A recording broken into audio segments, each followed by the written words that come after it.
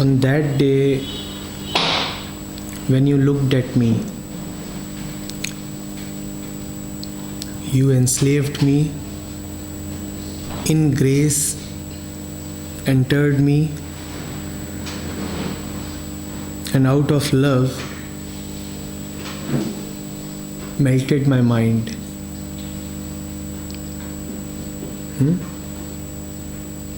I repeat. O Shiva, on that day when you looked at me, you enslaved me, in grace entered me, and out of love melted my mind.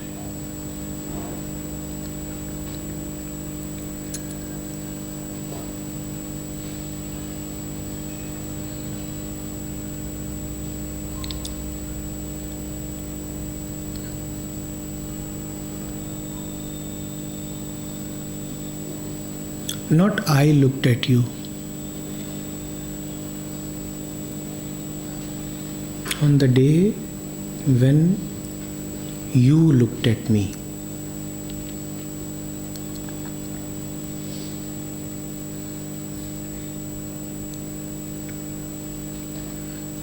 When we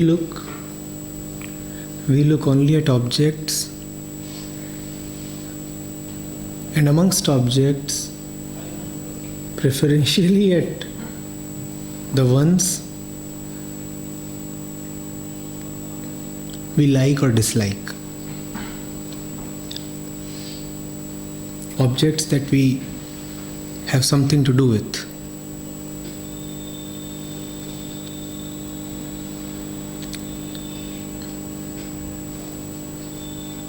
We want to depend on our looking. But our looking is quite unreliable. There is no way but to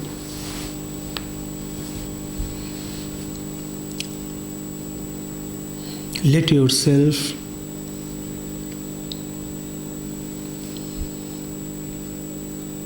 fall into the unknown. You'll have to learn to depend upon the unknown.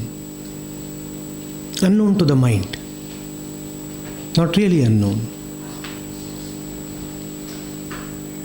But to the mind, it is unknown.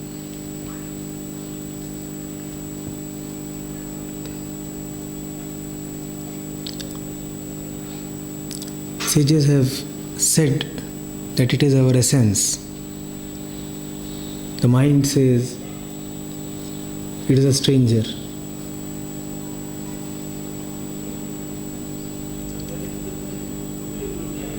The mind is usually not a sage.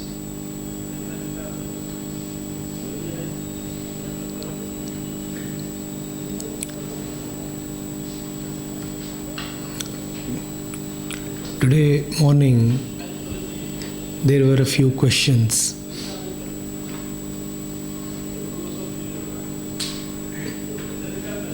On the method of looking, how to look. This beautiful hymn resolves all your questions. No method of looking is needed because you don't have to look at all. You have to let Shiva look at you. And you cannot force him.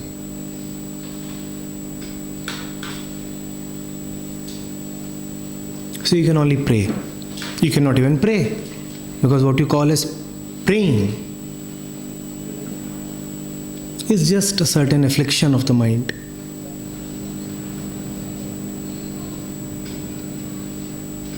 So you can only say a few things in your broken language. Unreasonable. In a very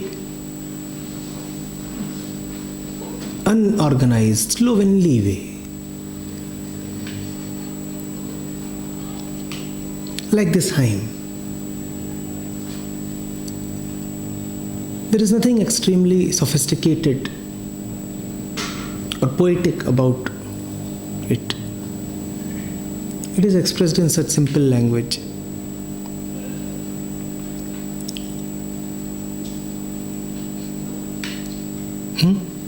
There have been poets, bards, who write such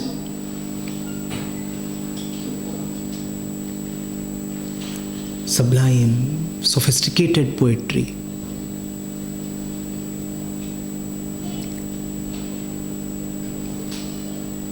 Poetry that stretches language and the mind, that goes to the limits of imagination. And here we have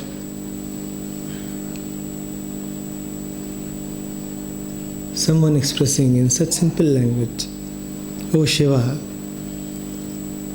on that day when you looked at me, you enslaved me. O Shiva, on that day when you looked at me, you enslaved me. In grace entered me, and out of love melted my mind." Only this you can know, that the mind has melted, that now the mind has been possessed. Only this you will know, that too as an absence. The mind was a solid lump, like a tumor, like a cancerous lump, and it has melted. It is no more. You will only know the absence when Shiva touches you and enters you. That touch will not be known as something affirmative, as something objective. You will know that touch only because that touch will reduce something in you. It will take away something. It will take away your ownership of yourself. You will be enslaved. And it will take away the lump that your mind is. The effects will be known. The cause will not be known.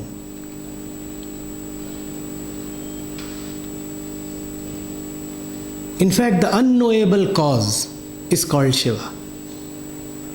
Who is Shiva? The unknowable one. When you really experience the effects, but have no idea of why certain things are happening to you, then you call the cause as Shiva.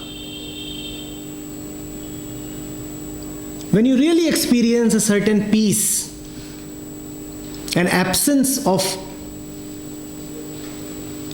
load and tension, without knowing why you are feeling relieved, then you call the cause as Shiva.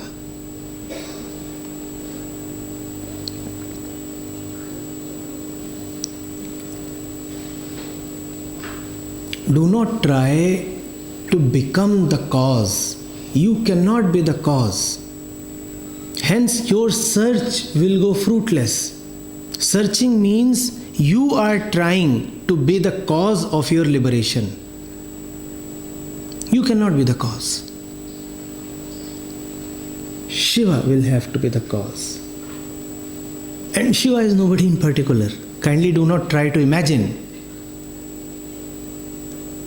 a particular Shiva. In imagination, all you will do is give a name, shape, form, history, stories to Shiva. Shiva, as we said, means the unknowable.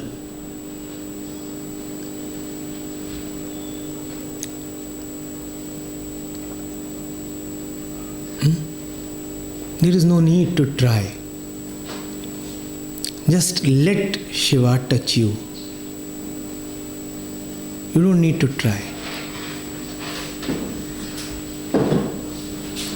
Yes? After he has touched you, you will know of the touch through the melting of the mind, through the effects, through the absence of all that which was heavy upon you for so long. Are you getting it? So don't exercise your mind so much. Our tendency is that we want to deploy the same mind in the spiritual quest that we deploy in our worldly quests. We say our worldly advancements and achievements come through an application of intellect. In fact, the more we analyze, the more we think, the more we seem to be gaining in this world.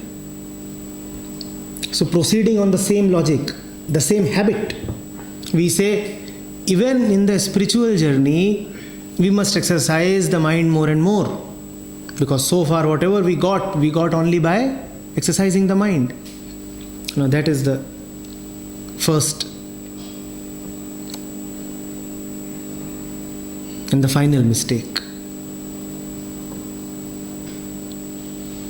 Once you have made this mistake, and if you persist with this mistake, there is no correction possible.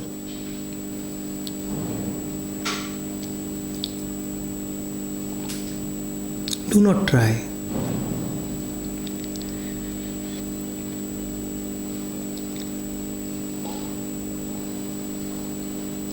Let Shiva do what only Shiva can do.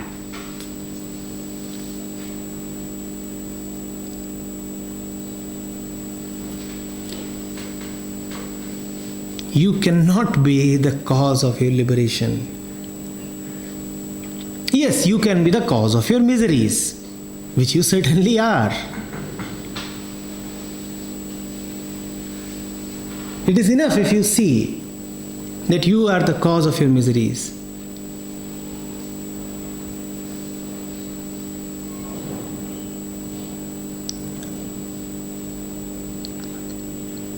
Many of us are quite determined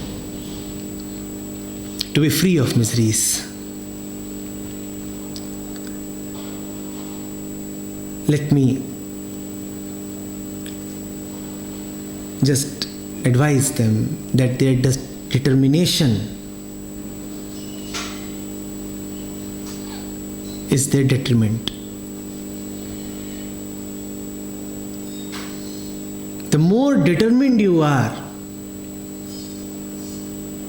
to help yourself, the more you will stay alive and kicking with the purpose of helping yourself.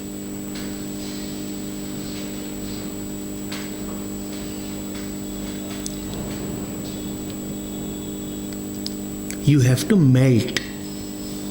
You have to go away. You don't have to stay put, even if to help yourself.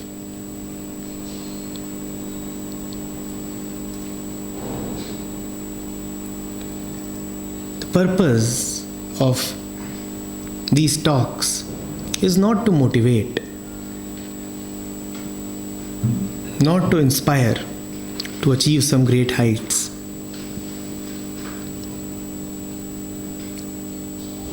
But to request that we see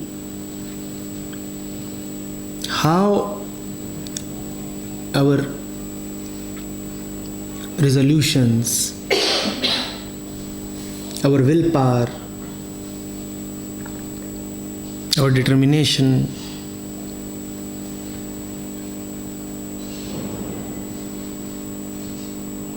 our strong desires, including the desire to be free, is what stands in our own way.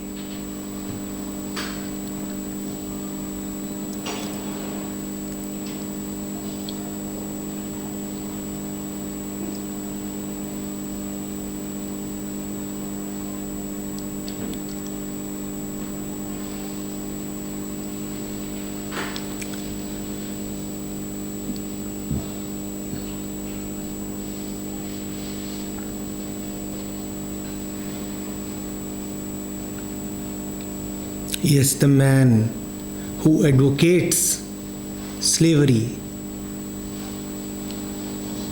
is a slave.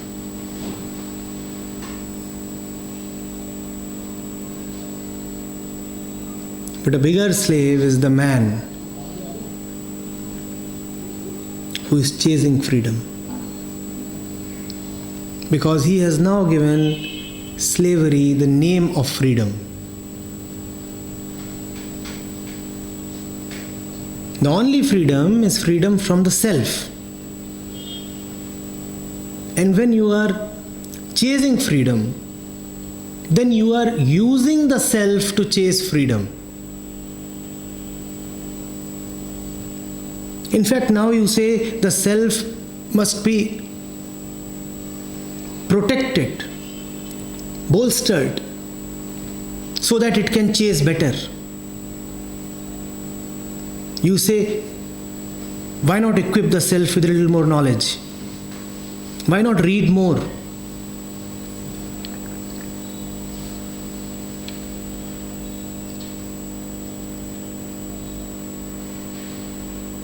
Why not have a better body?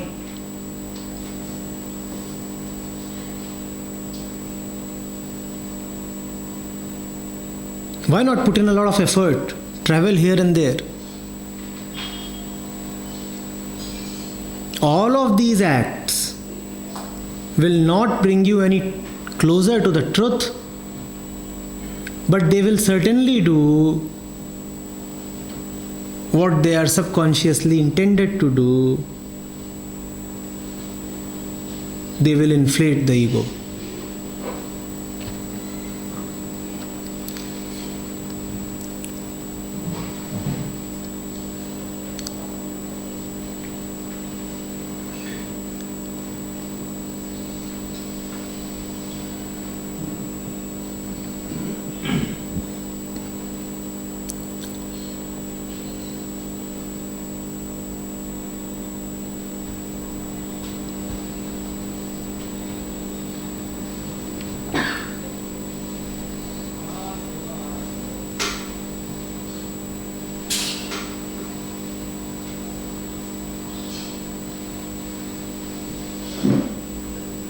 Do not ask what will give you redemption.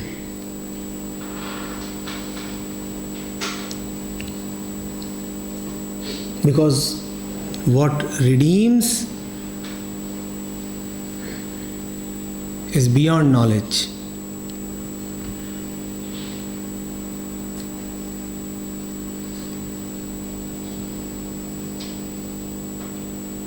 Rather, if you are too interested in asking, simply ask, what keeps me enslaved?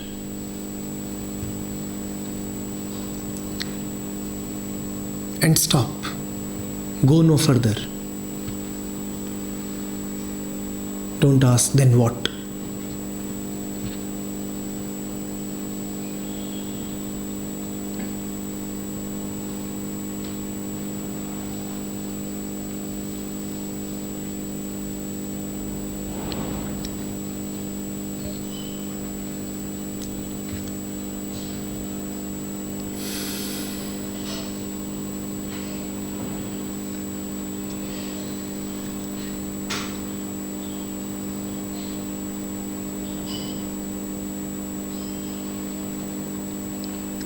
Sir, this mind is a very slippery customer.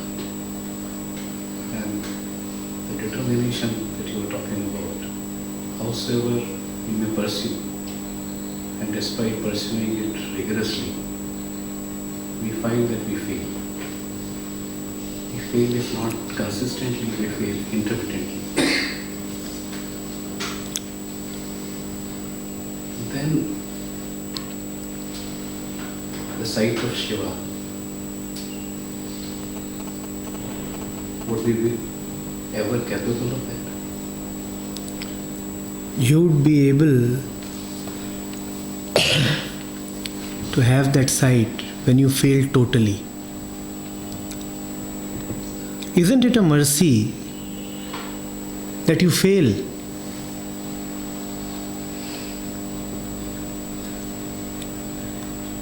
Have you ever thought of what would happen if you succeed?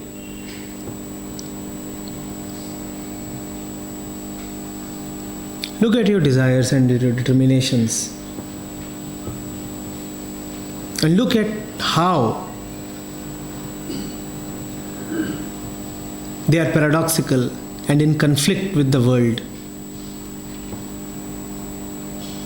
What if you succeed? Would there be a worse day possible?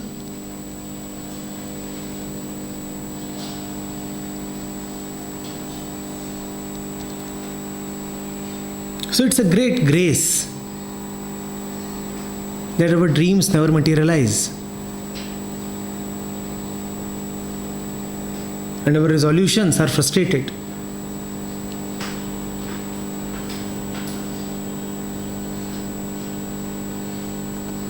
The pity is not that we are defeated. The pity is that, in spite of being defeated and shown our place 1,000 times, we still just get up, brush off the dirt, and get set for another go. Is there anybody here who has not been educated by life? Who has not been advised by life? Who is not being continuously told by life that his ways are improper?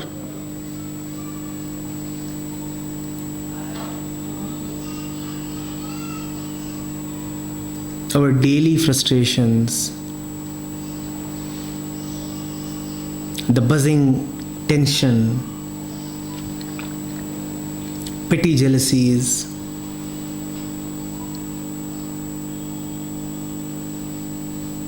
little fears, great fears,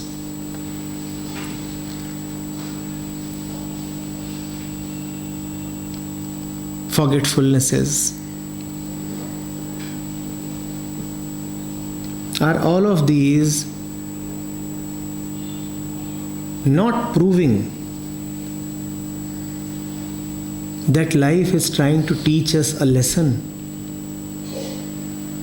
That life is continuously telling us, son, mend your ways.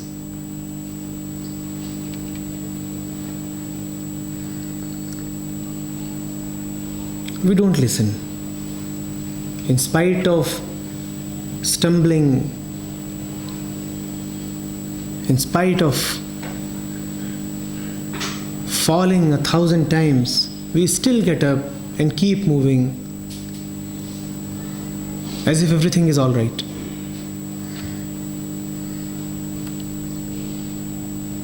The attentive mind would say, how is it possible that I am not able to be total, complete, proper in anything? How is it possible that whatever I do is tainted with incompletion? How is it do that nothing ever is fully satisfactory? How is it possible that I require somebody else to keep correcting me? And if you are sensitive, you'd stop at the first hint. You will say, I committed a mistake. I have been told by life that this is a mistake. And now how can I proceed with the same system and commit more mistakes? Because in spite of being told that I am making errors, I remain what I am. Which only means that whatever I do next would be just another mistake. And why should I proceed? Why should I be so enthusiastic about doing more?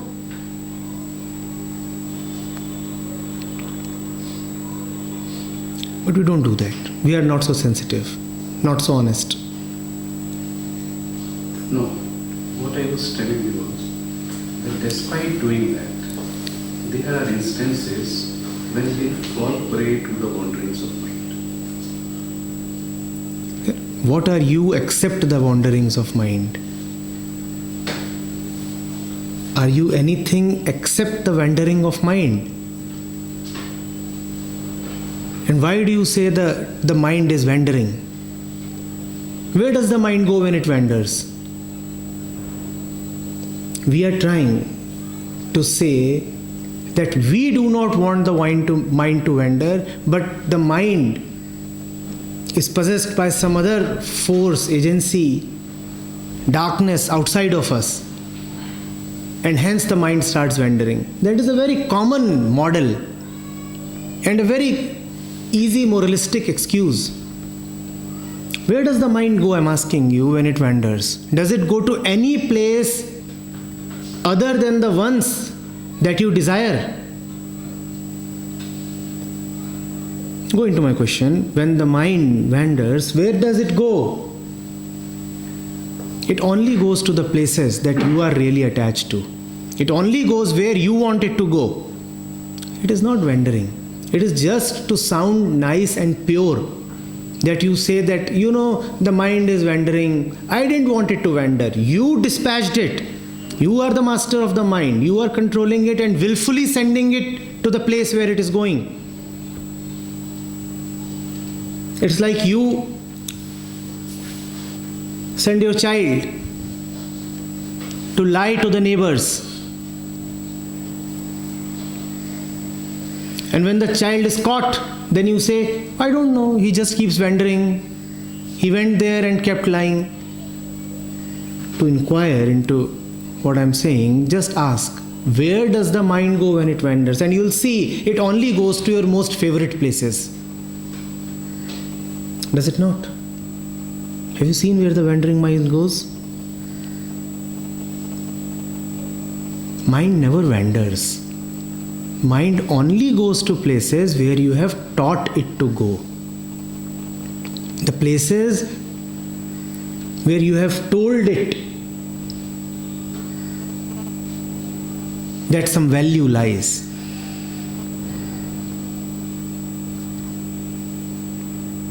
So as you are sitting here, let's say your mind is wandering. You are thinking about the restaurant you would be going to, or you plan to go to tonight. Sitting in this library, if you are thinking of the restaurant you plan to visit tonight, then is the mind really wandering? But you want to sound to be on the right side of morality. So you won't admit that the thought of the restaurant is so appealing and that you desperately want to be there, that you have started thinking of it in advance. The mind is not wandering. If you did not value the restaurant and the dinner, then would the mind think about the restaurant and the dinner? Would the mind wander? It is your values that the mind is following. Have you ever seen the mind wander to some place that you do not value? The mind only goes to places that you find valuable, maybe secretly valuable. Maybe you don't tell those secrets to anybody. But the mind knows all the secrets because it is in the mind that the secrets are stored. So the mind knows.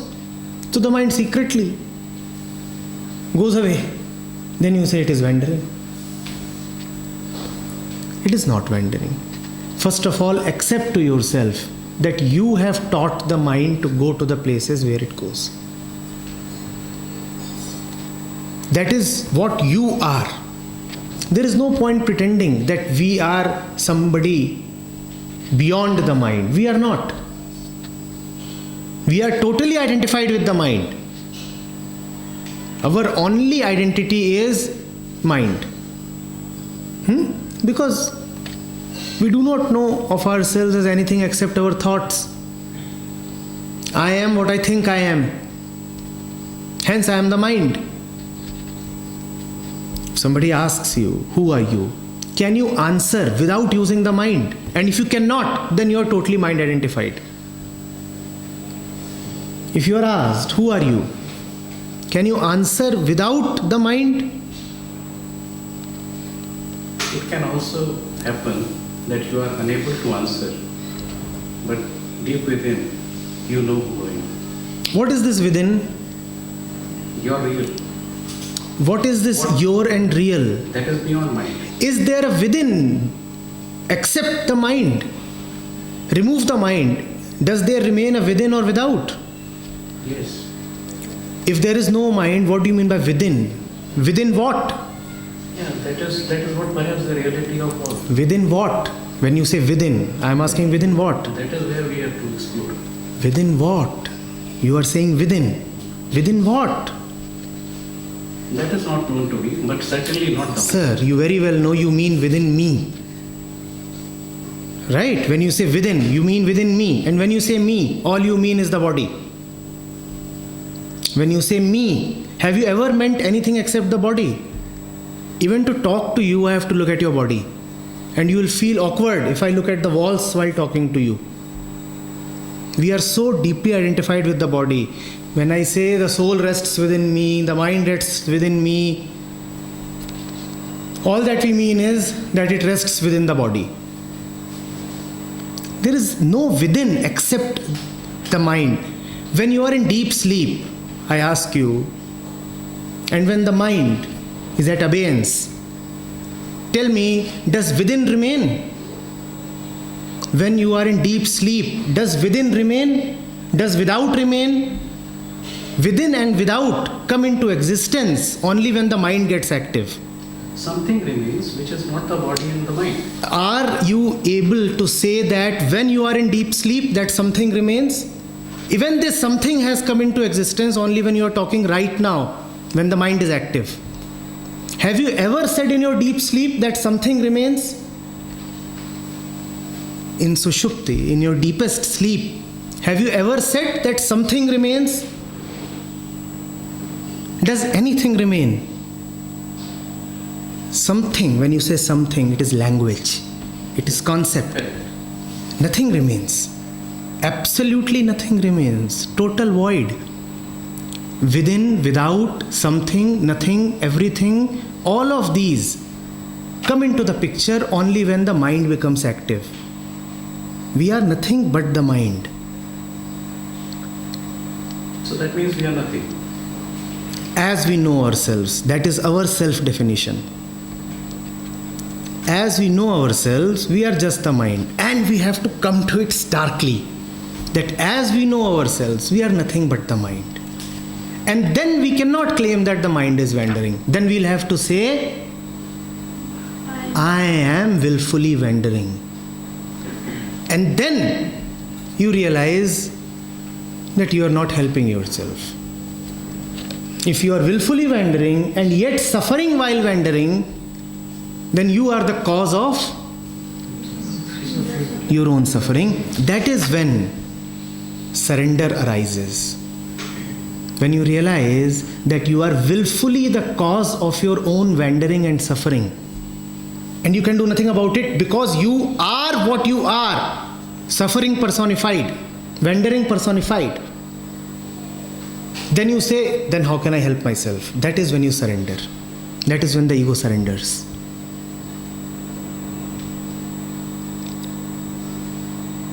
That is when this hymn becomes meaningful to us. That is when you say that, oh Shiva, unless you touch me, I am of no avail.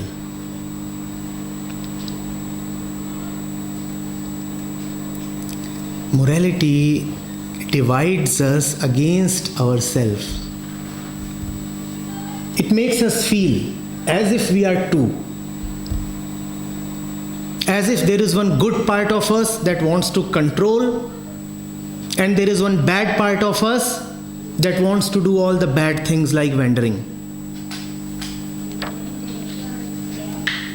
Yes, of course, the mind is fragmented. But the basic tendency underneath all the fragmentation is one. The aham vritti is one. And we are very, very identified with it. There is no point dealing with the fragments, because one fragment can make you feel good. That's what we do, right? When we are feeling very bad, then we hop from one fragment to the other. One room of our house makes us nostalgic. It reminds us of some tragedy. So what do? We quickly move to the next room. I wandered and I felt bad about myself. I felt bad about myself because I have been taught to feel bad about myself. Morality has told me that if you do such things, morality is society, where if you do such things, then you are a bad man. So I do a few bad things and I feel bad. So then I say, no, this is not what I wanted to do. I am really a good man. So let me compensate the wrongdoing with some good actions. So then I become a pilgrim or make some donations or visit a temple or read some scriptures or attend a satsang. And nothing. Both of these are the same. That which we call as wandering or wrongdoing and that which we call as the corrective action are just the same. It's just that one fragment has been labeled as bad and the other has been labeled as good.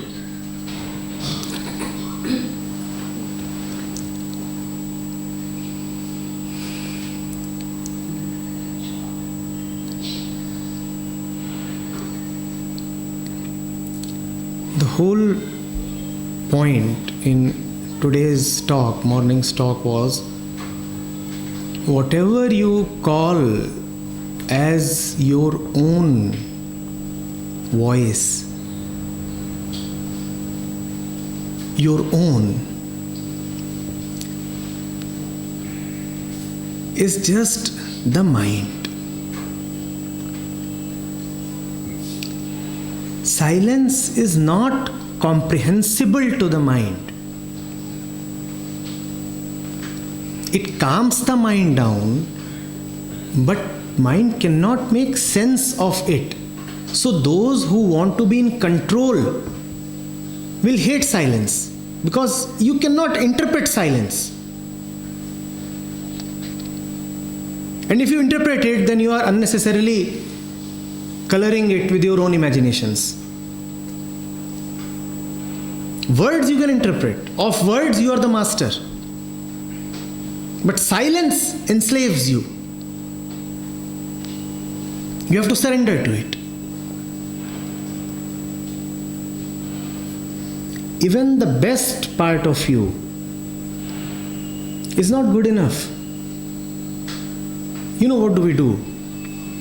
When we are confronted with what seems like ugly within us, we rush to some part of ourselves which appears beautiful.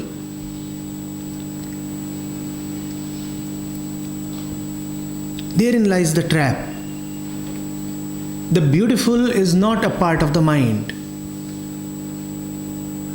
When you confront something ugly, do not rush to another corner of your life. You see, you go to a restaurant, you order a particular dish. The dish is made of stale oil and other stale ingredients. The dish is bad. Would you order another dish from the same restaurant? Returning that dish, would you order another dish? If you are intelligent, you will know that they both are coming from the same kitchen. The basic ingredients are the same. How can I order another dish? But that's what we do. When one part of the mind goes bad, we rush to another part of the mind which appears to be better, or we hope that it would be better. It's the same kitchen. Whatever comes out of it will stink. Don't depend on it. Don't order another dish. Walk away. We don't want to walk away because it is, my wife's kitchen,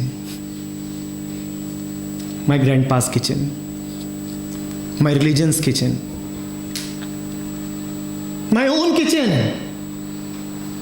I don't want to get up and walk away. Instead, I say, the cook must have been wandering. That is why the dish got bad. The cook was not wandering. The cook was only doing what the tendency of the kitchen is. It is the very tendency of that kitchen to do what it did. Do not order another dish. Do not depend on yourself. Do not say that I am somebody else. The kitchen is what it is. Everything coming out of it is bad.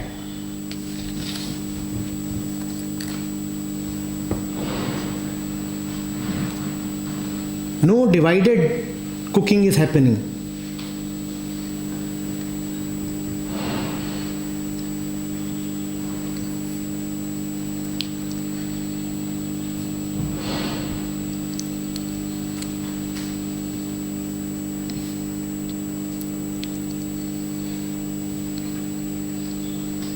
There is a great langar outside where you don't even have to pay. Walk out. This restaurant is fleecing you. It charges you so much and still keeps you hungry. Not only hungry, it gives you dysentery.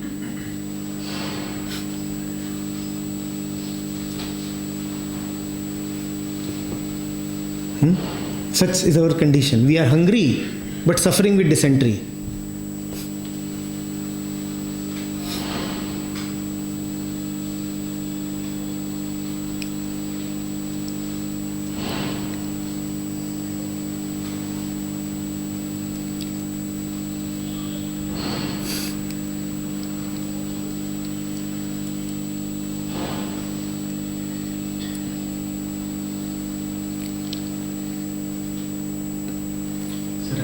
Say something. Please. I'm a doctor by profession, and I have patients who come to my clinic. I have a very unusual practice where I like to listen to my patients more. And many a times, I know that their problem is because they may have hypertension, they may have diabetes. And as experience tells us, it's more stress related. So I normally, write medicines as a doctor lecture, but then I counsel them. And I tell them, why don't you go for a walk in the morning, or why don't you go for a walk in the evening? And I often get so surprised with their answer. They say, I can go in the evening. I said, why? Because there's so much on the television and I want to watch my TV programs. I'm like, okay. So So the reason why I tell you this is because there's so much of information available on the television. All these things have boggled people's mind. So when I was listening to you, I was just thinking that maybe the education that people are getting these days, children, is not what they should actually be getting. Maybe they would be better off if they would be reading Bhagavad Gita, maybe all that information that is required to live a simple life is present in Upanishads and Bhagavad Gita. Why do we need to read science? Why do we need to do this? Maybe we need to do this because we want to live in this world and be, competitive. But as a normal person, as a simple person, I think just doing Bhagavad Gita, doing these things would be much better. Person would be much better off. However, the number is so little and the influences are so much there that these people cannot make those choices. Many a times I have people who drink tea and they drink very hot tea. And then I wonder and I look at them and I say, how can you drink such a hot tea? He said, because we like it. And then I try to make them understand that if you cannot put your finger in that tea because you're scared you're going to burn it. So just imagine how delicate or how sensitive your tongue is and your throat and your stomach is. How do you think it's going to take it in? And over a period of time, they've been drinking hot tea. So their taste buds are all gone. So whenever they're drinking hot tea or anything which is spicy, they will not appreciate that taste. So they'll always have to step up a little more hotter, more spicier food. So what happens is the real taste has gone. So whatever they're eating is actually the restaurant. So when you go to a restaurant or you go to any of these places, they know exactly what you want. So the spices have been put in such a way that you appreciate that, which cannot be replicated at your house. In America, what they had done was, when you go to McDonald's, you pay for the first refill of your Pepsi or whatever. After that, your Pepsi is free. Did you know that in that Pepsi, in your Coke, they have these substances which are never labeled? These are addictive to you. So therefore, once you start drinking that, every day you will have that thirst to drink that. And if you have not had on a particular day, you'll say something is missing. So this is how all our lives are now. So watching television, eating food at a restaurant, or going to McDonald's or any of these things, they have these things.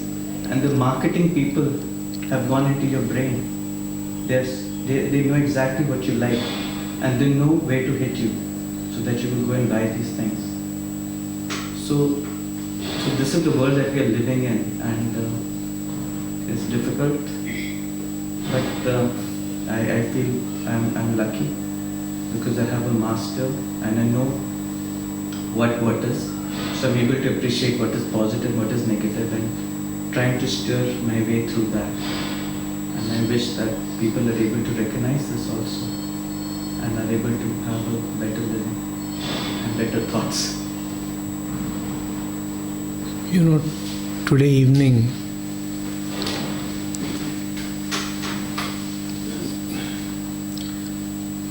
we are going to have a play in one of the shopping malls.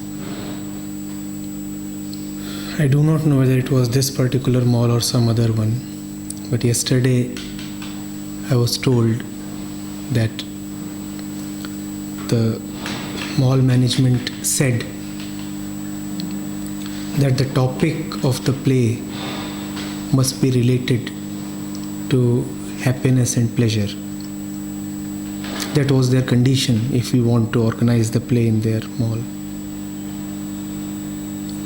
Now, that was all very good because our topic is indeed happiness. But the only little problem is that the play shows the falseness of happiness and the consequent suffering. They know their game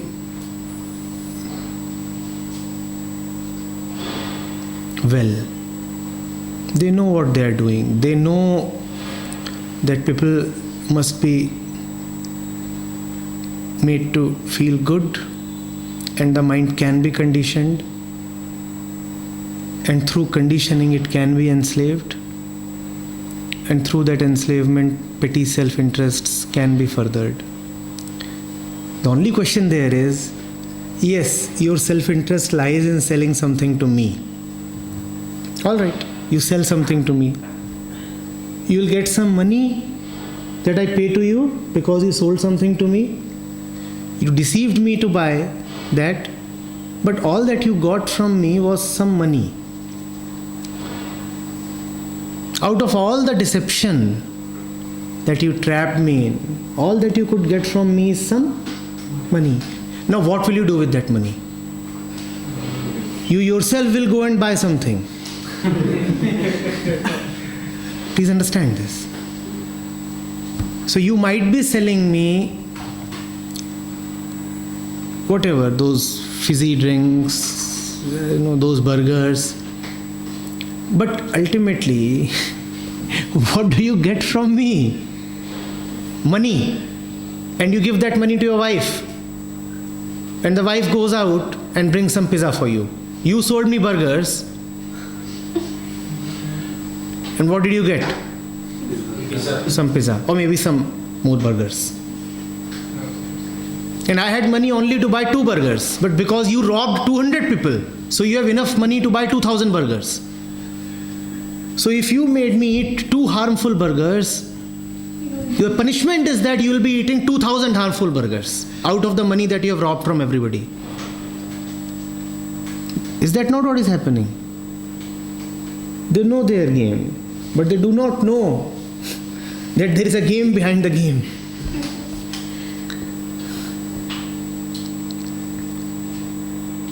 Sir, I would like to add something to this. Sure. God has been very kind to me, so I meet a lot of people, good people. And these people were very elite. You'll be surprised that they may be selling burgers and they may be selling pizzas, but at home they're not having any of this. You'll be surprised that these are the same people who are flying in their own chartered plane, and their food is coming from the kitchen. Yes, but their chartered plane is not coming from the kitchen, right? So, Is that not a bigger trap to sell me burgers and then buy a chartered plane using that burger?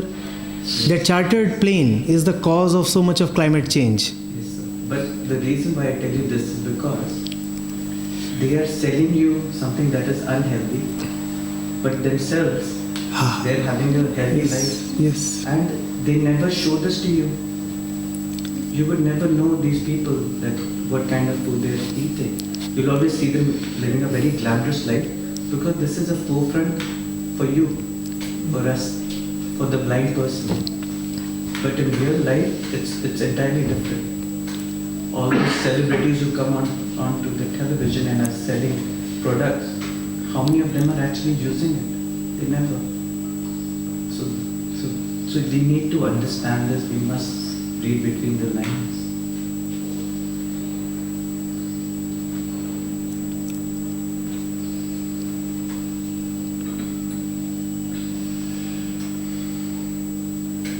They're having a 22nd is a car-free day. I was just thinking we should have one day where mobile is switched off, because that day is going to be much better for Vodafone, for Airtel, because then they'll understand, because it's radiation for all of us, right? My proposal is that just as in cars you have odd and even numbers, similarly in mobiles, on half of the day is odd numbers and half the day is even numbers, which will ensure that on all 30 days nobody is talking to anybody.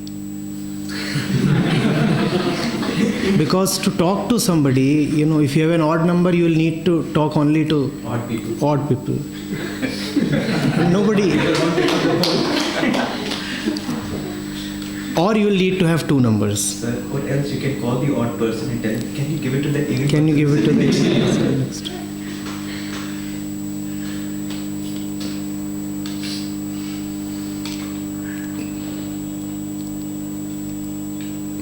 it's enough if we take care of ourselves,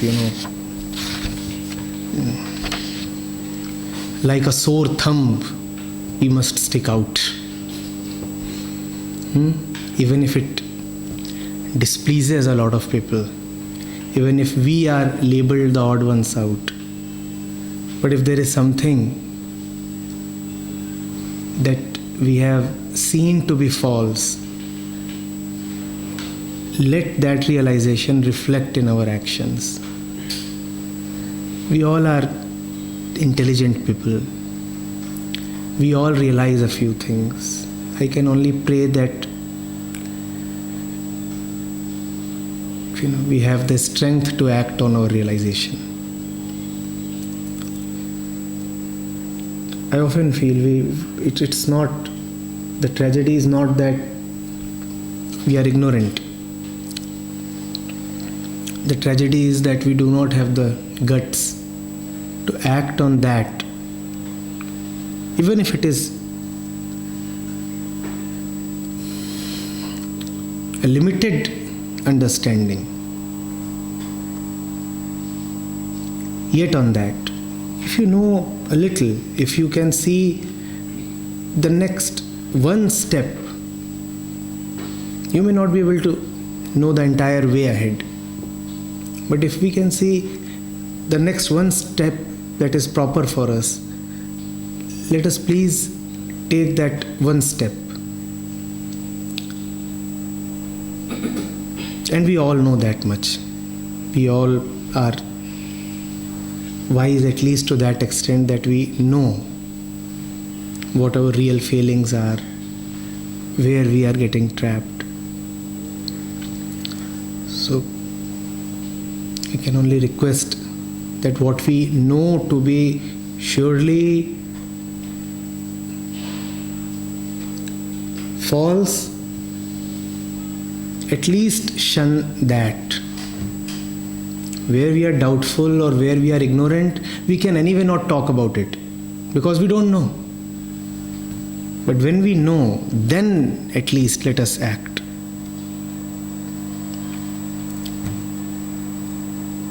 So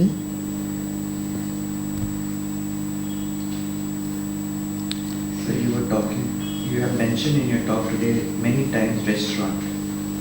So I was wondering why. Have you been to the restaurant or you're planning to go to a restaurant? Yeah, mostly daily. So, either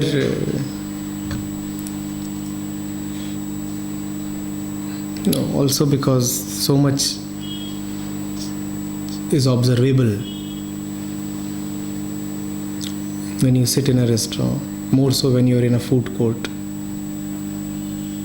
So when I'm sitting there or waiting, it's a very nice time to observe the world around, people around, and myself. Because that is the place where you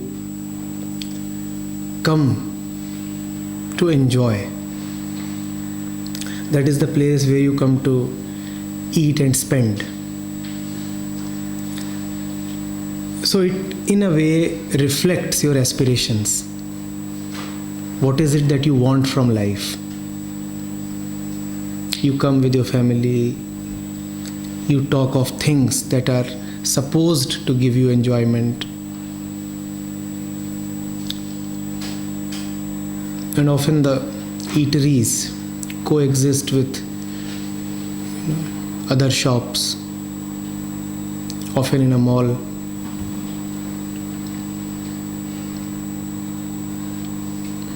So the total tendency to consume, whether through the mouth or in the mind, is very visible.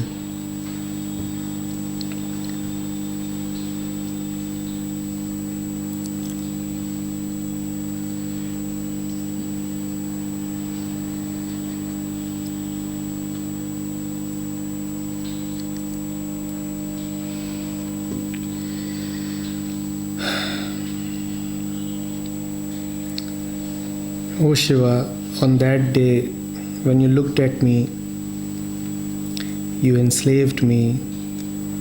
In grace, entered me, and out of love, melted my mind.